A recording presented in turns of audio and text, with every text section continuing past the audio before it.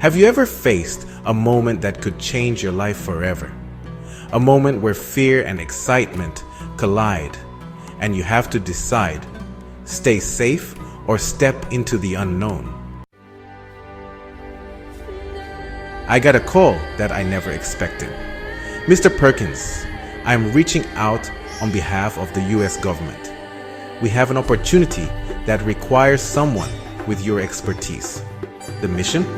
A classified project in Baghdad, Iraq, an active war zone. I had every reason to say no, but deep down, I knew this was a call to adventure.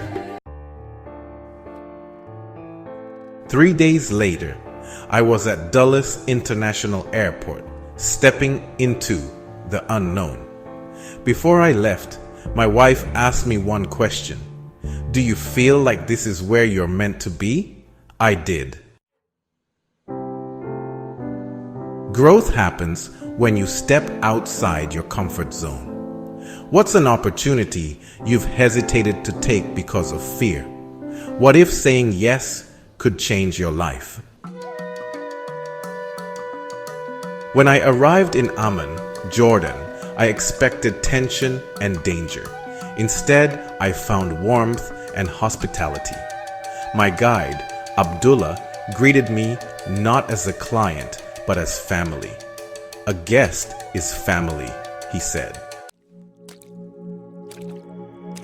That's when I realized I had been conditioned to fear this place, just as others had been conditioned to fear me as a black man in America. I had believed false narratives. But once you see the truth for yourself, you can never go back. The world is bigger than the stories we are told. Challenge your assumptions. What's a belief you've accepted without question? How can you challenge it today? In Baghdad, change management wasn't about corporate strategy. It was about survival.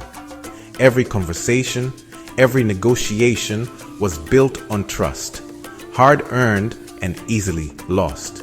I met with Hayter, the chief of staff to the prime minister, a brilliant strategist who understood Iraq's challenges.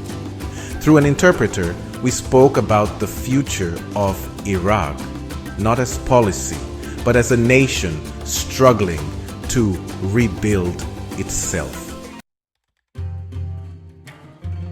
I saw the same resilience in the civil servants who risked their lives just by showing up to work. Unlike my American colleagues, many of whom saw them as obstacles, I saw them as warriors in a different kind of battle. I made a choice. I would listen first, speak last, and lead with respect. At first, progress seemed impossible. Resistance, doubt, and political tensions made every step feel like a battle. But then the breakthroughs came. A skeptical official agreeing to pilot a new initiative. A reluctant leader recognizing the value of collaboration. A community finding hope where there had only been despair. Real change happens when people feel seen, heard, and valued. One of the first things I noticed was the emotional distance between the American personnel and the Iraqi staff. I saw it in their clipped, impatient tones, the way they issued instructions like commands rather than conversations, the way they dismissed concerns with a wave of the hand, barely making eye contact. It was a power dynamic I had seen before. The same subtle but persistent message I had encountered as a black man in America, that some people were important while others were merely tolerated. The Iraqis were not obstacles. They were intelligent, resourceful, and courageous. I refused to be part of that detachment. I started small, learning names, asking about families, listening before speaking, and slowly suspicion turned into curiosity, then into trust. Where my American colleagues saw barriers, I saw opportunities to connect. The lesson? Leadership is not about authority.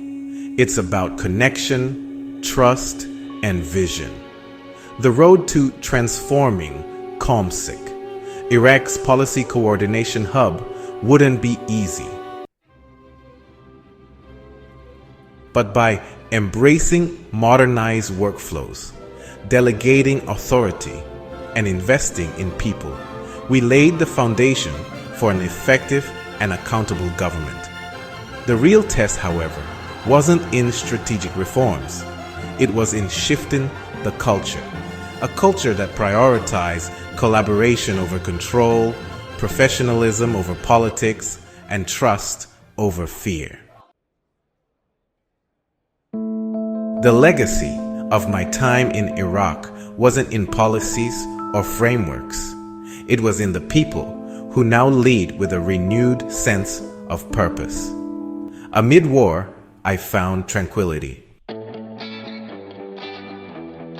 Each night, I would step out of my small quarters, take in the moonlit Baghdad sky, and reflect.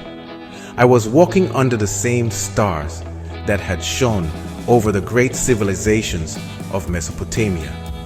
The hum of the generators reminded me of the train yards of my youth in Fort Wayne.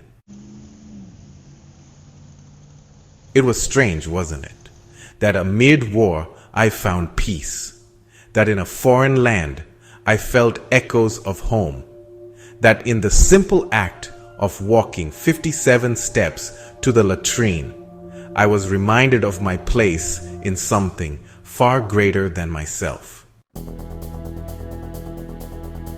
Fear fades when you step into the unknown.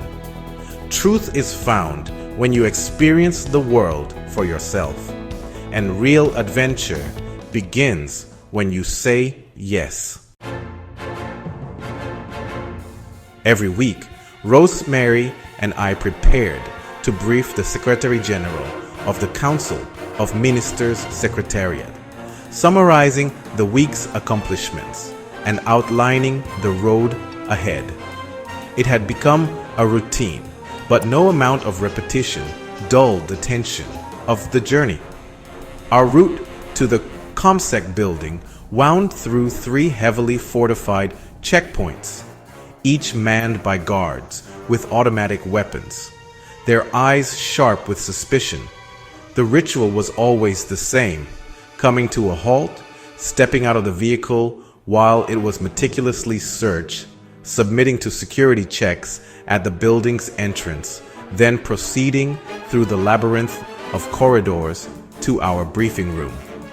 The weight of vigilance pressed down on us at every step. But what unnerved me most wasn't the guards, the searches, or the fortifications. It was the bulletin board.